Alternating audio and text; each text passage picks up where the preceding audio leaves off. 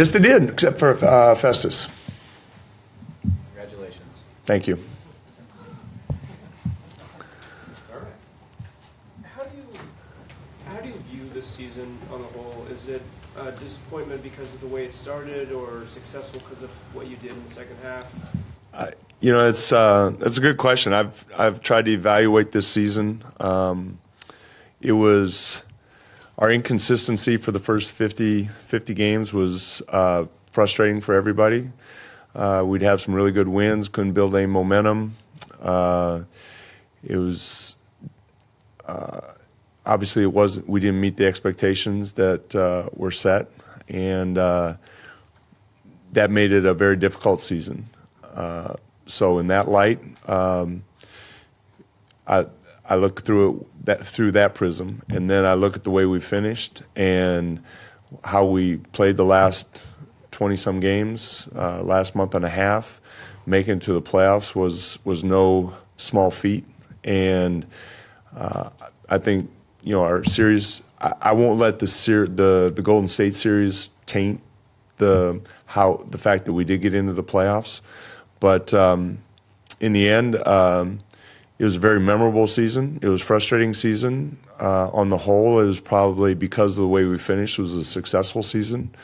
But I think it goes to show, I think it's a valuable learning experience for everyone on the team this year, because how valuable November and December and January are to a season.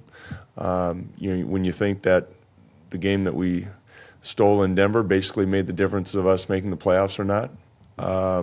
Those games matter, and I think our approach next season will profit from the experience we gained this year. So in that sense, it was very positive as well. Is it possible to put into words like what it will take to get off to a little better start next season? I mean, it's not just one thing, right? But no, it's not one thing. I think we talked about it so many times, consistency. So we're basically the 30th defensive team in the first 30 games, and then we're in the top 10 for the next 20 games. But when we're in the top 10 for those 20 games, our offense wasn't very good. So being in the top 10 didn't equate to wins. I think it's definitely a mindset. Like I said, I think regardless of who's on the roster next year, obviously we'll have a lot of players back from this season, and we'll be able to draw on that. And the way we played with our focus at both ends of the court to finish the season, I think will carry over. And whether it's offensively, defensively, fourth quarter, getting off to good starts, whatever it is, I think we'll be able to draw on a lot of experiences from this year. Terry, how do you view Meyers' season, and what does he need to do moving forward?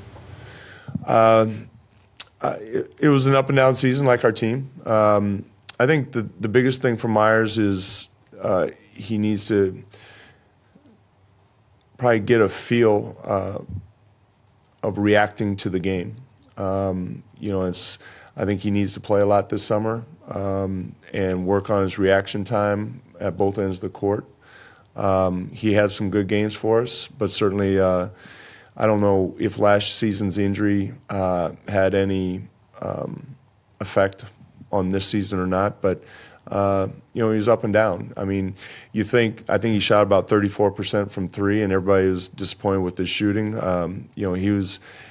I would say he had a disappointing year for him, and I think he's looking forward to having a better season next year.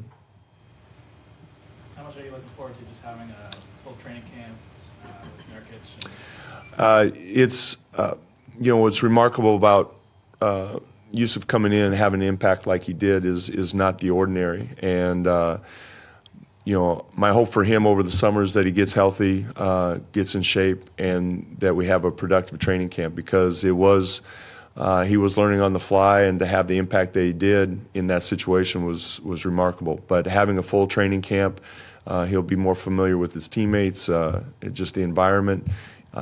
He'll be healthy, in better shape. So that's very encouraging.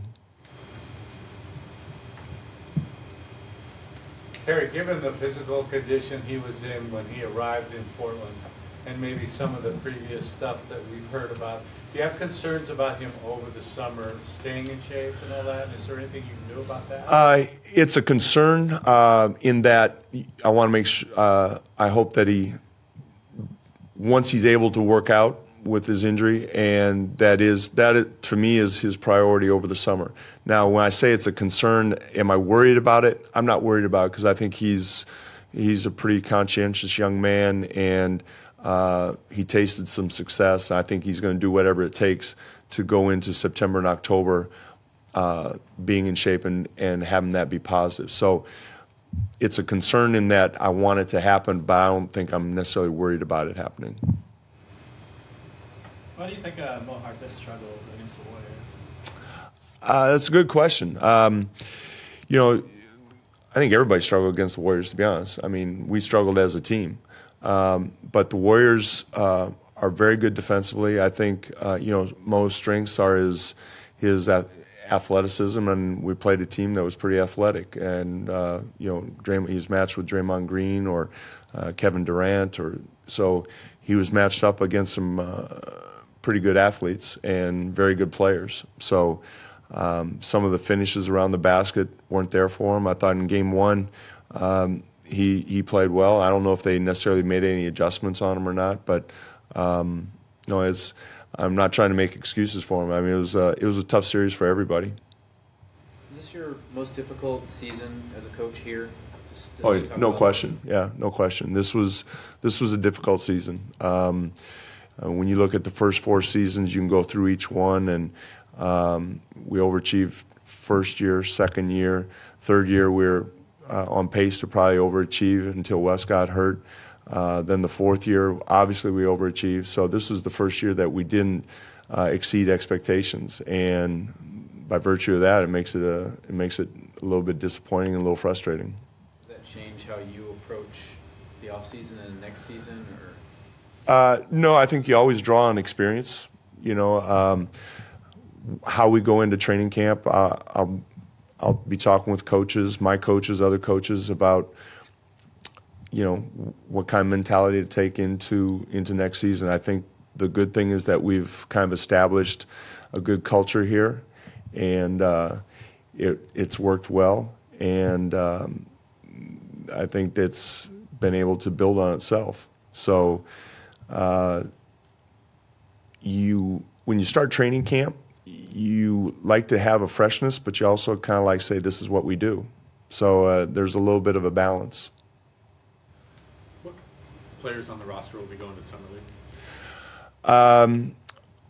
Pat and Jake and Tim.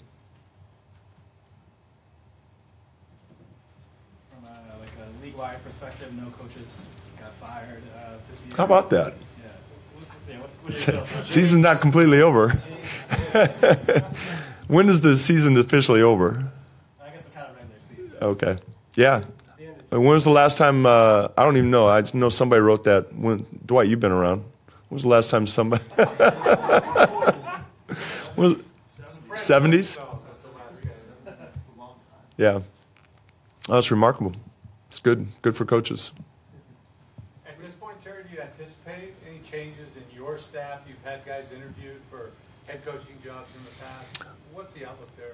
I would love for Nader David to get a chance at a head coaching job. I think they're both ready to be head coaches. They've both interviewed for head coaching jobs. You kind of have to be right time and everything else, but they're both. Nothing would make me happier than to have one of those guys become a head coach as soon as possible. So I don't know. It's hard to say what's on the horizon, the coaching front, but both those guys are more than capable and ready. How much was defense a topic of your interviews with the players? A lot of times with the players, in these interviews, you talk about what they need to work on over the summer. And honestly, it's difficult to work on defense in the summer. A lot of it, now we've talked with them as far as what we did as a team, first 30 games, the inconsistency. But it's hard to work on pick and roll defense in the summer. I think everybody knows that it is a concern for us. But most of the talk is about how they can improve their offensive skills. And then some guys like Noah and Meyers, it's about getting them out and playing basketball, playing 5-on-5, playing some pickup games, going to LA and playing basketball. A lot of your tenure here has been rooted in player development. Which player did you feel made the greatest strides this year? That's a good question. I thought Pat Connaughton made a good jump from last year to this year. I thought Noah, the second half of the season, kind of came into his own a little bit with figuring out how he could be effective on the court. Usually you look at young players when you're talking about improvement and making a jump. I thought Evan wasn't necessarily improvement, but I felt like he got more comfortable with his teammates and our style of play. It was unfortunate he hurt his hand because I thought he was kind of coming into his own then. So I thought the strides he made from the beginning to the end was noticeable as well. Do you think now with an off season to prepare with Yusuf in your offense that your playbook will change much, or your guys' look will change much? People asked me that when LaMarcus left, and we tweaked it. We had a lot of the same sets. I think when you've been here now for 5 years, Dame, CJ, AC, and Meyers have all been here 4 or 5 years. I think you don't necessarily make wholesale changes. I mean, Jerry Sloan ran a lot of the same offense. I mean, you use the same scouting report for a lot of the plays. I think you can look at different things for that. But getting Nurk on the block, we had no problem getting LaMarcus the ball on the block. So that will become a more integral part of what we do. I think Nurk's passing skills showed that we can run a lot of the same things that we ran with Mason.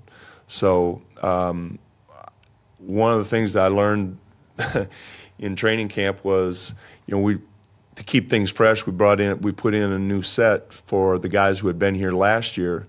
Unfortunately, it didn't work out very well, but it was the first thing that Evan remembered. And so Evan kind of glued onto that set when we ditched it right away, halfway through the season. But I think it's important to have the continuity of doing what you do, and then you can tweak things as you go along. But I think it's important to establish the things that you're going to do first, and then along the way you can say, well, Nurk, this might be good for Nurk, or whatever it is. Terry, moving forward, what would you like to see added to your roster? Is there a particular position or type of player that you think would really help? I don't know. I don't. To be honest, I really don't want to answer that question right now. We got a lot of guys under contract, and to say that would be some maybe. No, I don't. No, I don't.